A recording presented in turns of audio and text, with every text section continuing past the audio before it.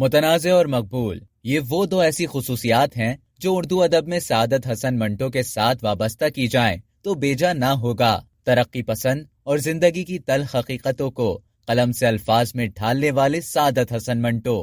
11 مئی 1912 کو سعادت حسن منٹو نے لدھیانہ میں جنم لیا۔ ہوش مندی کا دور شروع ہوا تو ارد گرد کا ماحول اور معاشرے میں پھیلی ناانصافیاں منٹو کے قلم سے نکل کر کاغذوں پر نقش ہوتی چلی گئیں۔ منٹو اپنے گھر میں ایک سہما ہوا بچہ تھا جو سوتیلے بہن بھائیوں کی موجودگی اور والد کی سختی کی وجہ سے اپنا آپ ظاہر نہ کر سکتا تھا۔ ان کی والدہ ان کی طرفدار تھیں۔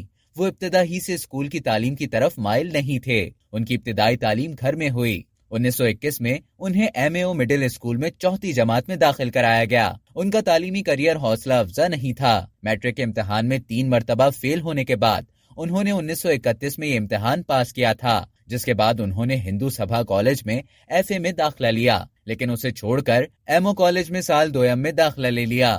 انہوں نے انسانی نفسیات کو اپنا موضوع بنایا۔ پاکستان بننے کے بعد انہوں نے بہتر افسانے تخلیق کیے، جن میں ٹوبہ ٹیک سنگھ، کھول دو، ٹھنڈا گوشت، بو اور دھواں شامل ہیں۔ سعادت حسن منٹو نے معاشرے کی زب و حالی، پسے ہوئے طبقات کا احوال، کڑوے سچ کی داستانیں اور وہ موضوعات جن پر بات کرنا، کہنا، حتیٰ کہ سننا بھی مشکل مانا جائے، وہ کر کے دکھایا ہے۔ انہوں نے مختصر کہانیاں، ریڈیو پلے، ناول، کرداروں کے خاکے، سبھی کچھ آنے والی نسلوں کے لیے قلم بند کیے۔ وکٹر ہوگو، آسکر وائلڈ، چیکوف اور گورکی کے مضامین کے مترجم کے طور پر ادب سے منسلک ہونے والے منٹو کب انڈین پروگریسو رائٹر ایسوسی ایشن کے رکن بن گئے، اس کا اندازہ انہیں بھی نہ ہوا۔ بس معلوم رہا تو یہ کہ ان کا قلم ٹوبہ ٹیک سنگھ، ٹھنڈا گوشت، کھول دو اور کالی شلوار جیسے شاہکار تخلیق کرتا چلا گیا۔